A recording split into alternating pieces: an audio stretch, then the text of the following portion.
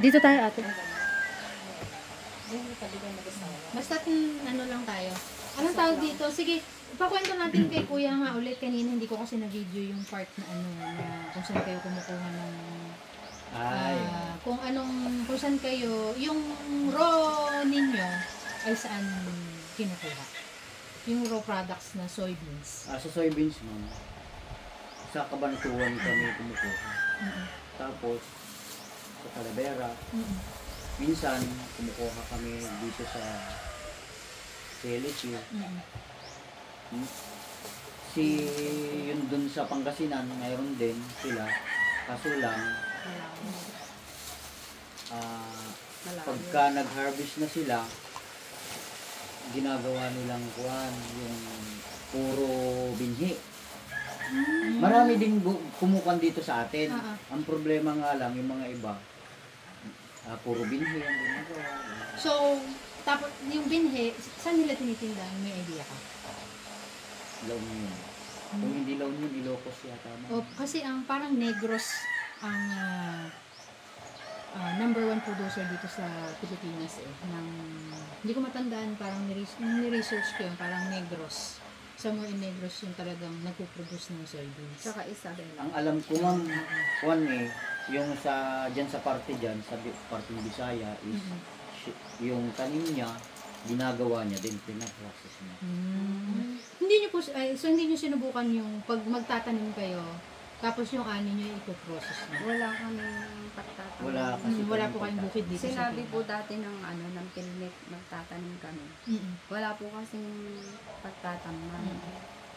Kahit maliit lang sana. Kaya lang dapat nakabakod kasi yung mga kambing. Gusto nila. Paborito ba ng kambing? Opo. Parang buko yan. Oo. So, kung halimbawa, bukid lang, so, hindi po kayo, wala po kayong sariling lupa na binubukid? Nasa may palay. Pangasinan ng lupa namin. Hindi pwede dito yung sa amin, ma'am, kasi siya irrigated dun sa Pero hindi naman po kayo nahihirapan na mag-acquire ng produkto? Yung ng soybeans mismo, ng raw. Madali lang naman. Madali lang naman. Everyday mayroon, kahit araw-araw ka na mayroon naman. Diyan ngayon, maraming available po. Paano niyo po in-order yun siya? Pumupunta kami sa Cabanatuan. Bibili talaga kayo. Meron pong mga supplier. May bilihan. Opo. Saan po banda sa Cabanatuan? Mga malls? Hindi ma'am, dyan lang may mga malalaking bodega dyan sa Cabanatuan. Bulto-bulto niyo po binibili? Hindi naman ma'am, kasi pagkakon ma'am, once a week lang kami pumagawa.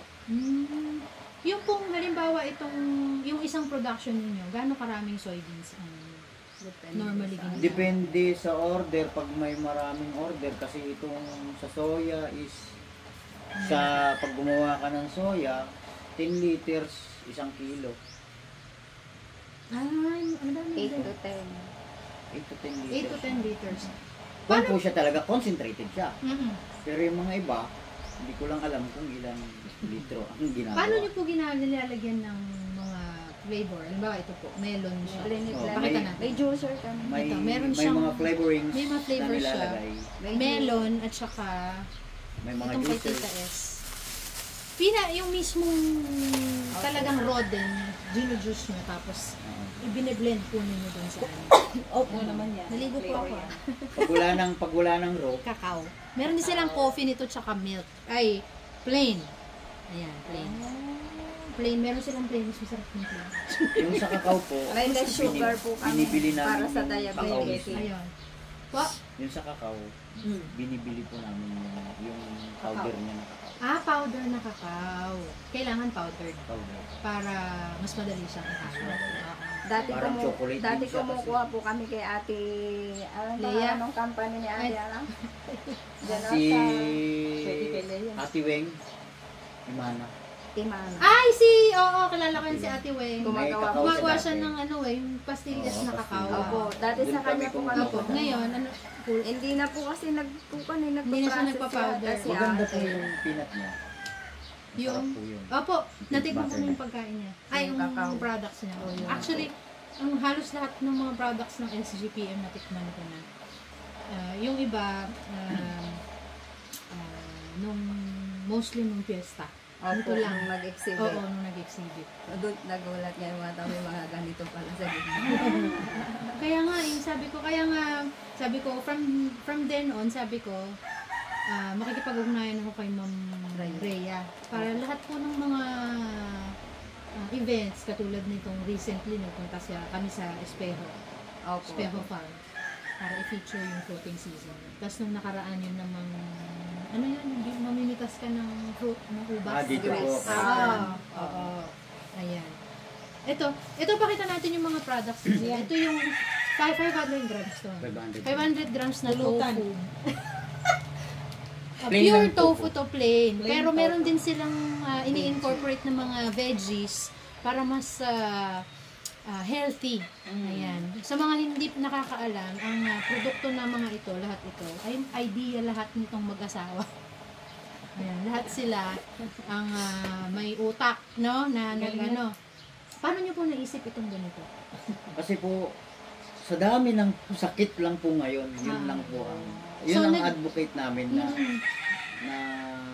yung mga tao, maging aware din sila sa mga sakit. Kailangan kung may sakit ka, dapat may disiplina ka din. Ayun. So, nagsimula silang makaisip ng produkto or nagsimula sila na mag-produce ng sarili nilang pagkain actually. Nung nagkasakit si Kuya Alex. Ngayon, nagkaroon nga ng idea, no, na i-market. At nung una nga, sabi niyo, di ba, nilalako-lako lang hanggang sa... Paano niyo po nakilala ang SGPL? Sa exhibit sa ano po, sa Kabanatuan, sinabi po nung DTI na punta namin si Ma'am Rhea. Ngayon, nung nagsisimula pa lang kayo, di syempre nag-apply kayo ng DTI. Opo. Sila po yung nagbigay ng idea sa inyo Na pumunta sa tourism, kay Ma'am Rhea. para matulungan po kayo, pati packaging and everything. DTI po. Marami po, DTI naman ito. Opo. Noon si Ma'am Rhea, pinakilala kami kasi may binubuo nga po yung sulong pintas. Kaya nakilala po namin si So parang pioneer po kayo ng Pasalubong Makers. Isa kayo sa mga pioneer members. Opo, nabuo niya na po nun yun eh. Ay, pero so... Sila Jo, sila Mami, yung magkakasama. Nga po. Sila po yung naabutan na po namin. Si Ate Chona. So parang nung Losa. isa po kayo sa mga dumagdag na members. Naidagdag po kami doon. Malaki naman po na itulong ng tourism sa inyo. Ay, malaki Ma'am. BBI. Sila po rin bang naging dahilan? Paano niyo nakilala yung si Ma'am Antolin? Antolin po. Coach nila, Antolin din. Sa Sidan. Si Ma'am Cecil Antolin. Si Ma'am Cecil Antolin po, nag-display po kami sa dairy box ng chili garlic tsaka soybeans bagong po. Tapos nakabili po siya ng isang soybeans bagong, soybeans chili garlic. Tapos tumawag po siya sa amin. Nagpa-deliver po. Pero hindi po siya nagpakilala. Nung hinanap lang po namin, sinabi niya kung saan pupunta. Doon lang po namin nakilala. Nalaman na Filmic po. Filmic pala siya. Cecil Antolin. So, yung sa exhibit niyo rin talaga nakikilala yung ibang mga Opo, yung ibang mga buyers, tapos yung ibang mga reseller.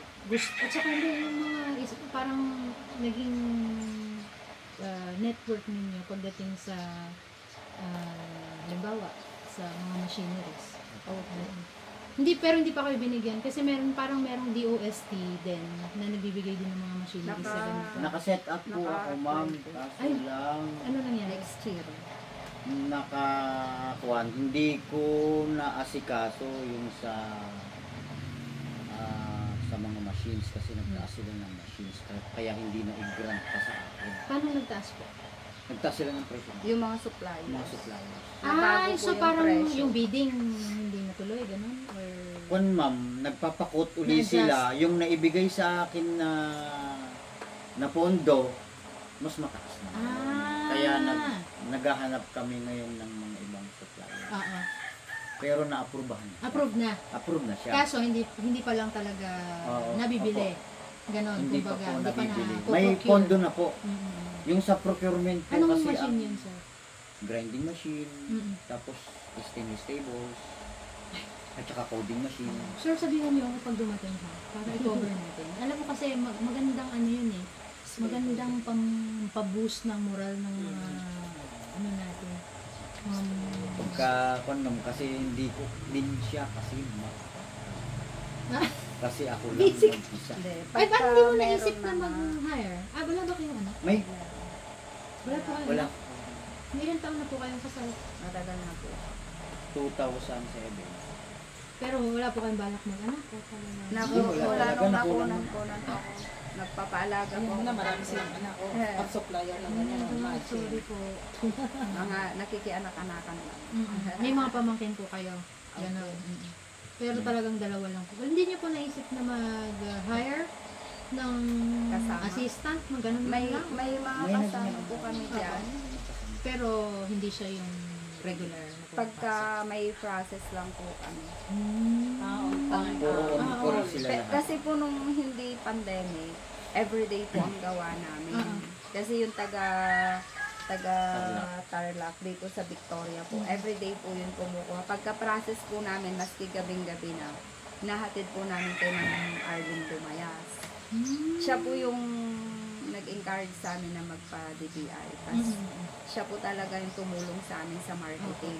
Natigil lang po nung nag-pandemic. Kaya nga, ang dami talagang na-permission ng Kami pandemic. tumapamang ng pandemic. Before the pandemic pa, may kaibigan ako na kumukuha ng chili garlic. Taga Kabinti ka. Kaso humiktik talaga. Kasi grabe ng higpit. Hanggang sa Pero ito po wala talaga. na-export, na nasubukan nyo nang i-apply for export, gano'n. Wala pong nagagawa. Hindi Ito po pa lang so pwede far. ito, ma'am eh. Kasi Kasi perishable. perishable. Oo. Dati po nagsusupply kami kay Somago online. Simple. Somago, parang ano po, parang Shopee, ganyan. Online po. Ngayon, Nahinto din. hindi po yung may pagbabago lang po sa platform yata. Pero may mga umu-order. Marami po. Ayan, pakita natin yung tofu papaitan. Ito yung lalagyan mo lang ng mainit na tubig. Or mas maganda daw kung papakuluan mo para mas malasa. Ayan. Tapos ito yung tofu Chilled tahos, ma'am. taho. Chilled taho. Ayan. Tapos meron din silang sisig. Ayan. Lahat ng ito ay mga produkto na ito ay for healthy consumption. Kasi alam mo, kaya lalong tumataas ang mataas na ngayon ang demand ng ano eh. Kasi nag-research ako tungkol sa soybeans. Yun nga, nalaman ko na 99% ay ini-import, 1% lang Okay. locally produced. Ngayon, tapos, talagang tumataas ang demand ng soybeans at tofu products dahil rin sa healthy lifestyle ng mga tao na binabago na nila yung consumption nila ng pagkain. Ganyan.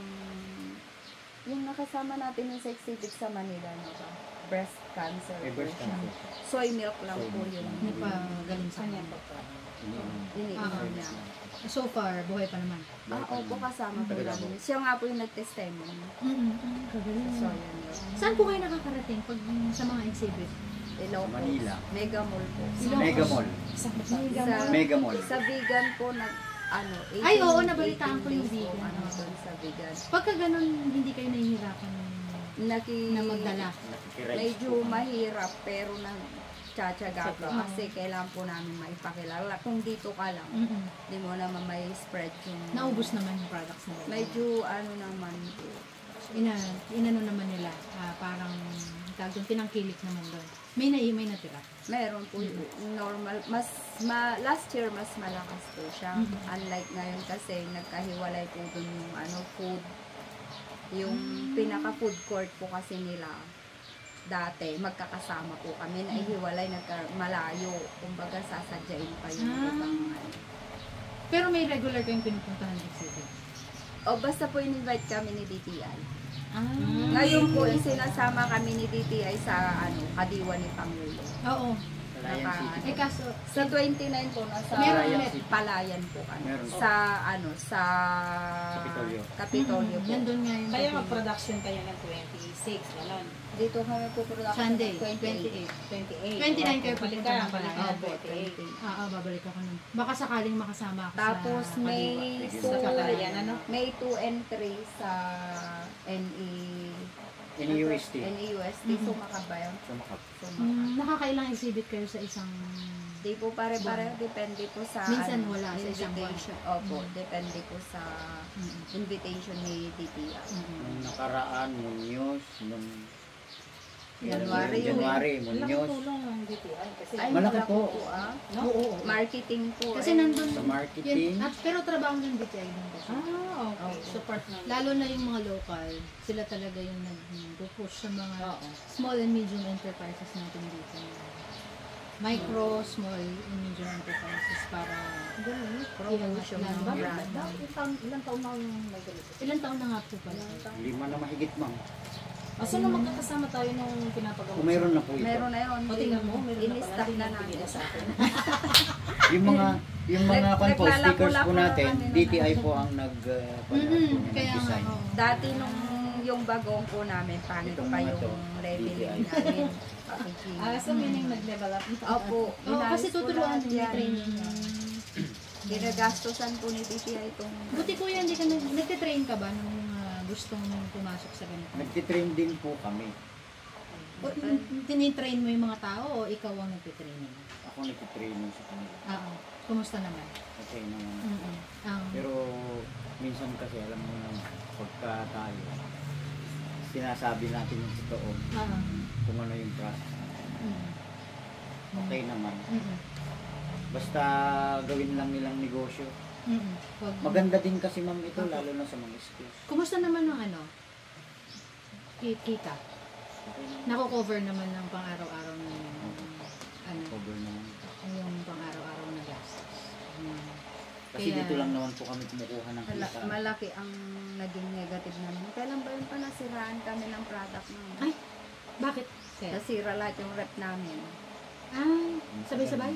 Opo, Ito po tatlong ma'am, rep. ito. Oo. Saka yung isa. Meron Tapos talaga. may chest type po kami isa dyan. Pero hindi naman yung naging rason para... Hindi ma'am, tuloy pa rin Tuloy lang. po kami eh. Sabi nga, hindi kami bigyan ng pagsubok na hindi mo Correct. kaya. Opo. Always think positive. Pero bago itong produkto na to, si Sir ay nasa ibang bansa. Si Man. Tapos ikaw, mag-isa ka lang dito Dito sa lang po. Opo. Anong work mo nandito ka lang dito? Dito lang. Sa bahay. Hindi ka naman naiinit. Hindi po. Mahilig po ako talagang mag-ano ng yung mga pagkain.